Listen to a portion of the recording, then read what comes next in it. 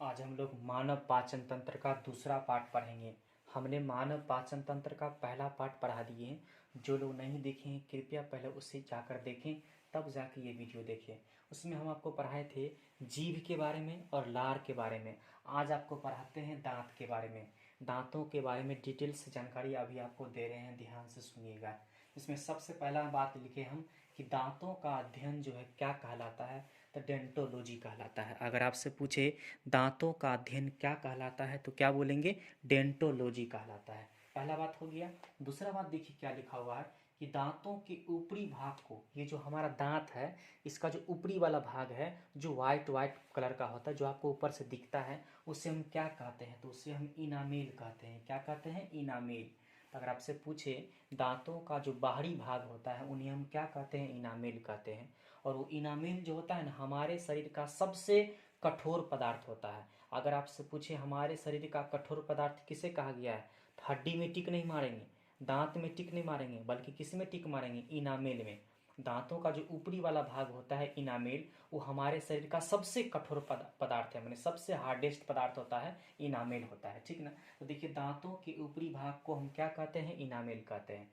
और यह इनामेल किस चीज़ का बना होता है जो कि इतना ज़्यादा ठोस होता है, देख लीजिए कैल्शियम फॉस्फेट का बना होता है।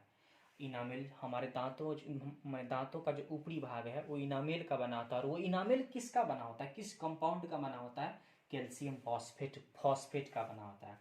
अगर आपसे पूछे कैल्शियम फॉस्फेट का फार्मूला, वो भी लिख दिए, CA3PO4 का होल ट्वाइस। फिर से सुनिए, CA3PO4 का होल ट्वाइस। तो इनामेल किसका बना होता है, कैल्शियम फॉस्फेट का बना होता है। अब देखिए हम लिख दिए हमारे शरीर का सबसे कठोर पदार्थ किसे कहा गया है, इनामेल को कहा जाता है।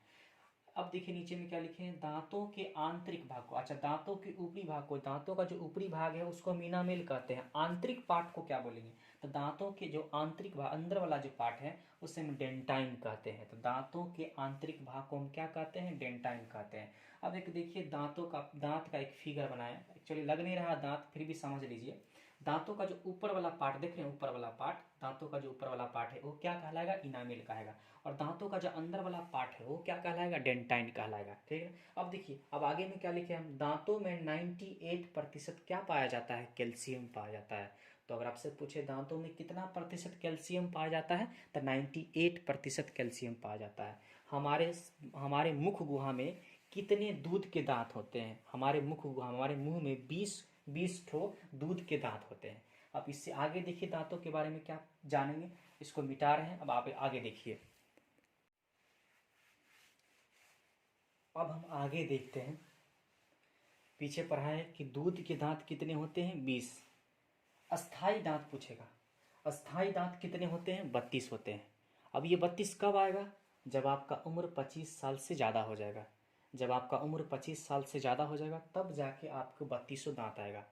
ठीक ना। तो अस्थाई दांत कितने होते हैं, 32 होते हैं, जो कब आएगा, 25 साल की उम्र के बाद आता है। दांत जो होते हैं वो 4 प्रकार के होते हैं। दांत कितने प्रकार के होते हैं, 4 प्रकार के होते हैं। जिसमें सबसे पहला लिखा हुआ है कृंतक, इंग्लिश में बोलते हैं इंसीजर। दांत कितने प्रकार के, 4 प्रकार के, जिसमें पहला है कृंतक, इंग्लिश में बोलते हैं इंसीजर। अब ये क्या काम करता है, सबसे पहले देखिए, तो ये भोजन को काटने में मदद करता है। भोजन को काटने, जैसे सेब को आप ऐसे नहीं खाते, ऐसे नहीं खाते, आगे से इसको काटते हैं, तो जो काट रहे हैं, सेब को काट रहे हैं, किस दांत से काट रहे हैं, कृंतक से काट रहे हैं, इंसीजर से काट रहे हैं। जिसकी संख्या कितनी होती है, 8। 4 ऊपर में 4 नीचे में ना, 4 ऊपर में 4 नीचे में, सामने सामने जो दिख रहा है, फ्रंट पर जो दिख रहा है, थोबरा के फ्रंट पर जो आपको दिख रहा है ऐसे करके, वही है कृंतक, जिसकी संख्या कितनी होती है, 8 होती है। अब देखिए दूसरा दूसरा प्रकार कौन सा है, रदनक। रदनक को इंग्लिश में बोलते हैं केनाइन। रदनक को इंग्लिश में क्या बोलते हैं, केनाइन। अब ये क्या काम करता है, तो यह भोजन को फाड़ने में मदद करता है। रदनक का काम क्या है, भोजन को फाड़ने में मदद करता है। इसकी संख्या कितनी होती है, 4 होती है। अब देखिए ये राक्षस वाला जो दांत निकला रहता है, एक आगे में, एक यहाँ, फिर एक नीचे में, 4 ना, एक यहाँ, एक यहाँ, यहाँ, यहाँ, मांस को फाड़ते हैं ना जिस दांत से, वही है रदनक। तो भोजन को फाड़ने में कौन मदद करता है, यही रदनक मदद करता है, जिसकी संख्या कितनी होती है, 4 होती है। अब देखिए तीसरा क्या लिखा हुआ है, आग्रचवर्णक, इंग्लिश में बोलते हैं प्रीमोलर। अब ये क्या काम करता है इसको समझते हैं। ये भोजन को चबाने में मदद करता है, नहीं ले जाते हैं अंदर में और धीरे धीरे उसको चबाते हैं। तो चबाने में कौन मदद करता है? अग्रच्वर्णक। इंग्लिश में प्रीमोलर बोलते हैं। इसकी संख्या कितनी होती है? 8 होती है। तो अग्रच्वर्णक की संख्या कितनी हो गई? 8। और 8 और कौन था? कृंतक। 4 कौन था? रदनक, जो फाड़ने में मदद किया था, राक्षस वाला जो दांत निकला हुआ है आपको आगे में सामने सामने, वो 4, 2 ऊपर में होते, एक यहाँ एक यहाँ एक यहाँ एक यहाँ होते हैं, वो रदनक हो गया। अग्रच्वर्णक की संख्या कितनी हो गई? 8 हो गई। अब देखिए लास्ट में बोल रहा है चवर्णक, इंग्लिश में बोलते हैं मोलर। ये क्या काम करता है? तो भोजन को पीसते हैं, पीस पीस के बराबर कर देते हैं। तो भोजन को पीसने में कौन मदद करता है? चवर्णक मदद करता है, जिसकी संख्या कितनी होती है? 12 होती है। 12 होती है। तो चवर्णक की संख्या कितनी हो गई? 12। अब थोड़ा आगे देखते हैं दांत के बारे में कुछ और बातें। अब देखते हैं डेंटल फार्मूला। कभी कभी पूछ देता है डेंटल फार्मूला बताइए। हिंदी में बोलते हैं दंतक सूत्र या दंतक सूत्र बोलते हैं। अच्छा ये देखिए, तो ये जो लिखे हैं पीछे हम समझ गए होंगे क्या क्या लिखे हैं। ये किसकी संख्या है? ये कृंतक की संख्या है, और ये रदनक की संख्या है, और ये अग्रच्वर्णक की संख्या है, और ये चवर्णक की संख्या है। तो कृंतक कितने होते हैं? 8। रदनक कितने होते हैं? 4। अग्रच्वर्णक कितने होते हैं? 8। और चवर्णक की संख्या कितने होते हैं? 12।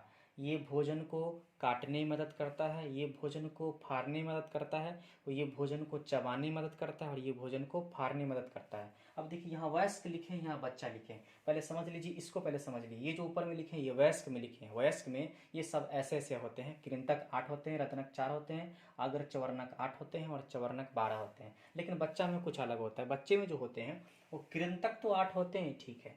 उसके बाद कृंतक के बाद हो गया रदनक, भी तो 4 होते हैं, लेकिन बच्चों में अग्रच्वर्णक नहीं होते हैं। बच्चों में क्या नहीं होते हैं? अग्रच्वर्णक।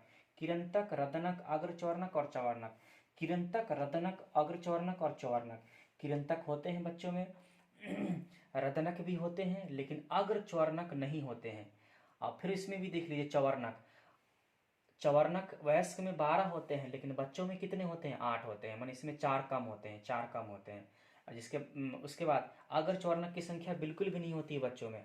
चवर्णक की संख्या होती है लेकिन 4 कम होती है। किससे 4 कम होती है? वयस्क से 4 कम होती है। अब सभी में 4 4 से डिवाइड कर दीजिए तो अपने आप खुद ब खुद मिल जाएगा। तो अगर आपसे पूछे वयस्क में, एडल्ट में अगर आपसे पूछे डेंटल फार्मूला बताइए, तो क्या बताइएगा? 2123/2123। 2 नीचे भी 2, 2 ऊपर लिए हैं तो नीचे भी 2 लिए हैं, ठीक ना। अगर 1 ऊपर में लिए हैं तो 1 नीचे भी लिए हैं, फिर 2 ऊपर में लिए हैं तो 2 नीचे भी मिले हैं। तो वही अगर आपको याद करनी है तो इस तरह से याद कर सकते हैं कि सर डेंटल फार्मूला जो होता है वयस्क में वो 2123 बाय जो ऊपर में रहेगा वही नीचे में भी रखेंगे। तो वयस्क में हो गया 2123। अच्छा ये क्या है? ये कृंतक हो गया, ये रदनक हो गया, ये अग्रच्वर्णक हो गया, ये चवर्णक हो गया। फिर देखिए बच्चा में 0 0 क्यों लिखे हैं? क्योंकि ये अग्रच्वर्णक है, और पीछे बताएं आपको यहाँ पर लिख दिए हैं कि चवर्ण बच्चों में जो होते हैं अग्रच्वर्णक नहीं होते हैं, तो इसलिए हम 0 0 लिखे हैं। तो बच्चा में अगर आपसे पूछे डेंटल फार्मूला तो क्या बोलेंगे? 2102/2102। तो ये हमारा दांत का पूरा प्रश्न हो गया। अभी तक हमने क्या क्या पढ़ा?